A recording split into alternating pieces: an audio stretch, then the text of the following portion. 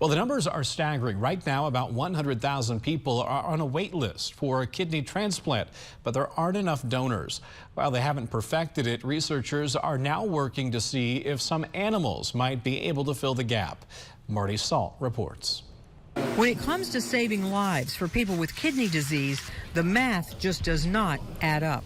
When you think about 37 million Americans with chronic kidney disease, and at any given time, 600,000 to 800,000 have actual kidney failure, and we only waitlist 80 to 100,000, and we only transplant 25,000.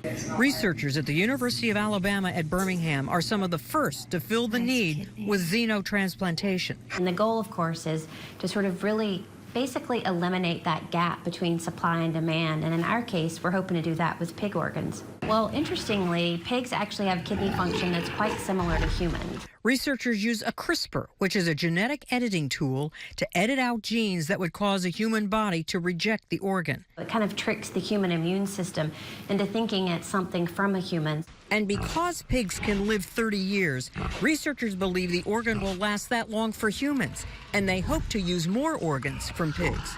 And so I think certainly those of us in xenotransplantation see a future in which one pig can donate a heart, a pair of lungs, a liver, a kidney, maybe even a pancreas. And help to get more people on and off the transplant waiting list.